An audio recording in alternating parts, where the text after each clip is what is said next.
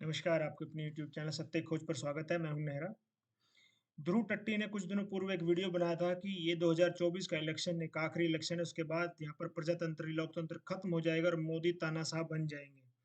जी हाँ, मोदी तानाशाह बन जाएंगे, ये सिद्ध करने का प्रयास चल रहा है लेफ्ट लिबरल कांग्रेस के इकोसिस्टम के द्वारा। ये इकोसिस्टम इतना स्ट्रॉन्ग क्यों बनता जा रहा है और ये क्यों इतना स्ट्रॉन्ग है?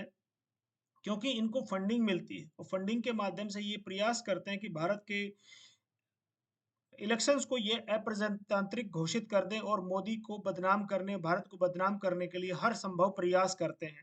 ध्रुव टट्टी का ये वीडियो माफ कीजिए कुछ दिनों पूर्व आया था, जिसमें बताने का प्रयास किया था कि इलेक्शन आखिरी है और मोदी किस तरह से तानाशाह बनेंगे।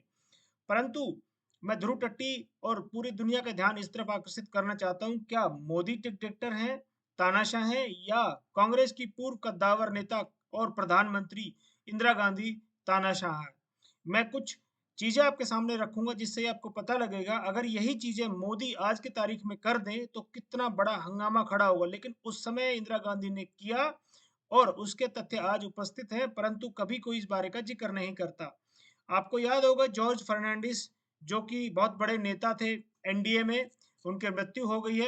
ये 1975 की बात है, जब जॉर्ज फर्नांडिस के भाई लॉरेंस फर्नांडिस को इमरजेंसी के दौरान बेंगलुरु से उनके घर से उठा लिया गया था। उनके शब्दों में ही कुलदीप नैयर, अब कुलदीप नैयर तो बीजेपी का आदमी नहीं है, इमरजेंसी इनसाइड की स्टोरी में लिखते, पुलिस ये कहकर उनको अपने साथ कि छोटे भाई माइकल को गिरफ्तार किया गया, उसके बारे में पूछताछ करनी है। बिना माँ बाप को बताए वे चले गए, सोचा कि जल्दी ही वापस आ जाएंगे। माफ कीजिए, 1 घंटे के बयान के दर्ज किया और फिर जासूसों यानी कि जल्लादों के हवाले कर दिया और उनके कपड़े उतार दिए गए। उनकी इतनी पिटाई की, लाठियां तक टूट गई, उन्हें लातों से पीटा गया, बरगद के पेड़ के नीचे बेहोश होने तक पीटा गया। जब रहा उनकी आंख खुली, बेहोश होने के बाद जब उनकी आंख खुली, रात के 3 बजे, उन्हें प्यास लगी थी, पानी के लिए भीख मांग रहे थे। कौन मांग रहे थे? लॉरेंस फर्नांडिस, जो जॉर्ज फर्नांडिस के भाई थे। अफसरों ने जवानों से कहा कि इनके मुंह पर पेशाब कर दे। किस कौन कह रहे हैं? जो पुलिस वाले अफसर हैं, अपने जवानों कह रहे हैं इनके मुंह पर पेशाब कर दे। किसके मुंह पर पेशाब कर दो? जॉर्ज फर्नांडिस के छोटे भाई लॉरेंस फर्नांडिस के भाई के ऊपर आप मुंह पर पेशाब कर दो। परंतु जवान इसके लिए राजी नहीं हुए। तब ज्यादा परेशान हुए तो चम्मच से उसके मुंह पर, होठों पर पानी से भिगो दिया गया। ये जानना चाहते थे कि जॉर्ज फर्नांडिस 1975 में पत्नी लीला के साथ बेंगलुरु क्यों आए थे। कई दिन टॉर्चर और मारपीट के बाद जब मजिस्ट्रेट के सामने ले जाया गया, उनके 11 दिन की पुलिस हिरासत दे दी गई, फिर टॉर्चर हुआ, फिर जेल भेज दिया गया। और जब मधु दंडवते ने उनको पहचाना, लेकिन फिर भी उनकी पागलों जैसी उनको पागल कर दिया गया।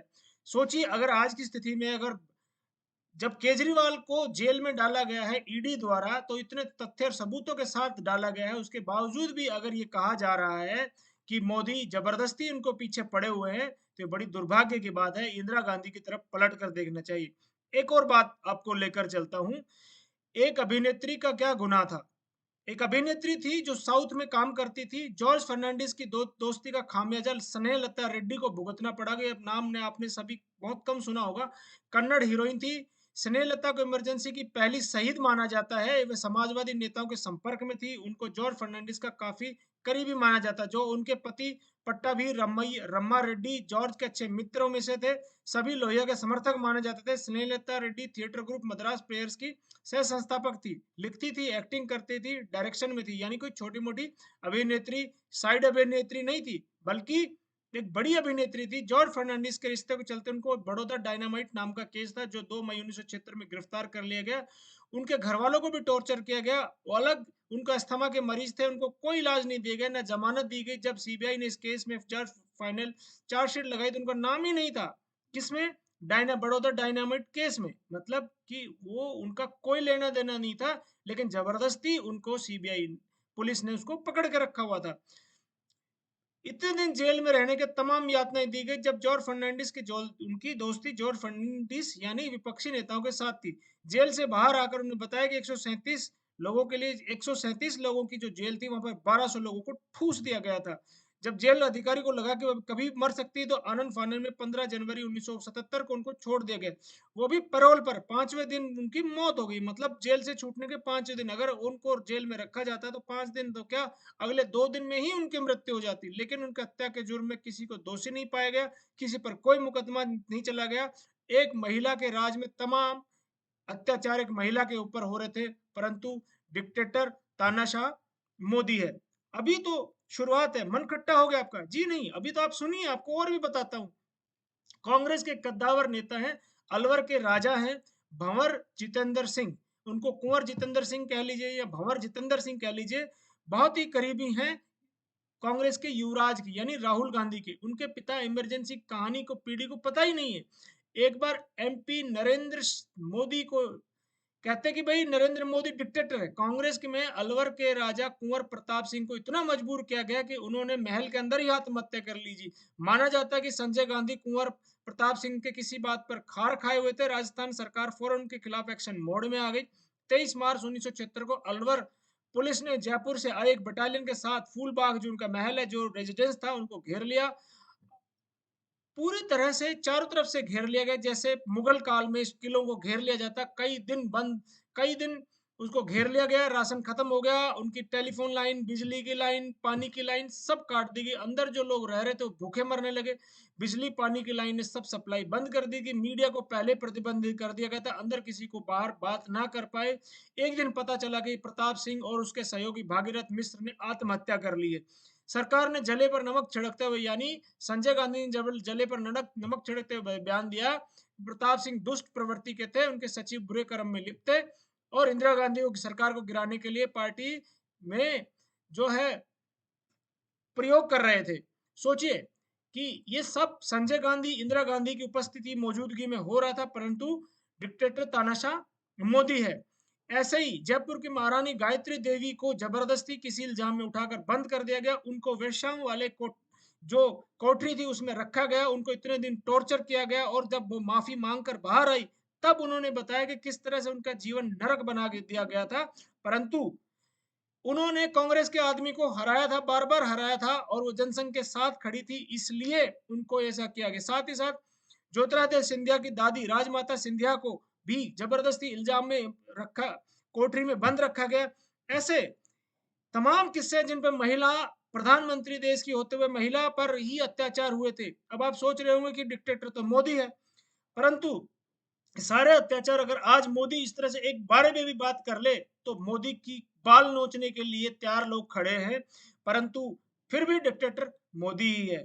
तो ऐसे ऐसे डिक्टेटर की क्या आवश्यकता है? जी हाँ, हमें ऐसे डिक्टेटर की आवश्यकता है जो हिंदू अस्मिता की पहचान को जाकर पूरी दुनिया के सामने रखे। हमें ऐसा तानाशाह चाहिए। मंदिरों के पुनर्निर्माण की बात करें, हमें ऐसा तानाशाह चाहिए। हर रैली में जय श्री राम हर हर महादेव का नारा लगाए, हमें ऐसा तानाशाह चाहिए। वंदे भारत रेल की लाइन लगा दी पूरे भारत में, हमें ऐसा तानाशाह चाहिए। पूरे देश में रेल की पटरियों की जाल बिछा दिया, हमें ऐसा तानाशाह चाहिए।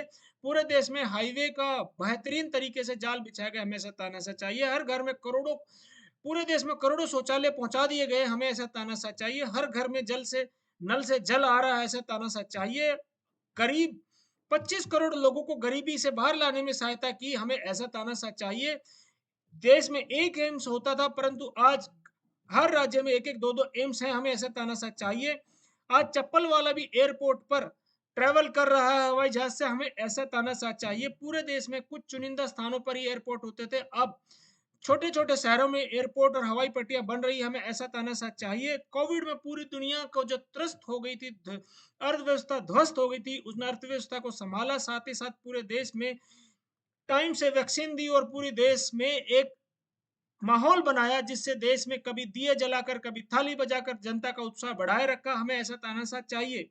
हमें ऐसा तानाशाह चाहिए जो पाकिस्तान के अंदर घुसकर सर्जिकल स्ट्राइक करे और एयर स्ट्राइक करे। हमें ऐसा तानाशाह चाहिए लद्दाख और डोकलाम में चीन की बुरी तरह पिटाई करे। हमें ऐसा तानाशाह चाहिए जो समुद्र तट पर चीन के समर्थकों को अर्थव्यवस्था अपने ही देश में एक द्वीप पर चलकर एक चीन समर्थक देश की अर्थव्यवस्था को डुबो दे। हमें ऐसा तानाशाह चाहिए। जर्मनी के दूतावास में जर्मनी के राजदूत को बुलाकर 5 मिनट में समझा दे, हमें ऐसा तानाशाह चाहिए। अमेरिका के राजदूत को 5-15 मिनट में समझा दे, ऐसा तानाशाह चाहिए। भारत के लोग जहाँ कहीं फँसे हों, सूडान, यूक्रेन कहीं भी फँसे हों, उनको लाकर सुरक्षित भारत में ला दें, हमें ऐसा तानाशाह चाहिए। और पूरी दुनिया में कोविड की के दौरान वैक्सीन डिप्लोमेसी करके पूरी दुनिया को संबल देने वाला हमें ऐसा तानाशाह चाहिए। परंतु इन लोगों को हम एक्सपोज करते रहेंगे और ये बताते रहेंगे कि मोनी मोदी तानाशाह नहीं, कांग्रेस का एक-एक व्यक्ति तानाशाह का व्यवहार था। राजीव गांधी हो, संजय गांधी हो, राहुल हो, इंदिरा गांधी हो, जवाहरलाल नेहरू, इनका तानाशाही के भरे हुए एपिसोड है जो हम जल्दी आपके सामने और किसी वीडियो में लाएंगे। वीडियो को पूरा देखने के लिए और साथ जुड़ने के लिए बहुत-बहुत आभार। वीडियो आपको पसंद आया तो वीडियो को लाइक, शेयर, सब्सक्राइब जरूर कीजिए ताकि सब लोगों तक संदेश पहुंचे और ध्रुव टट्टी जैसे लोगों को हम एक्सपोज करते रहेंगे। वीडियो को पूरा देखने के लिए बहुत-बहुत धन्यवाद। जय हिंद राष्ट्र, जय श्री राम।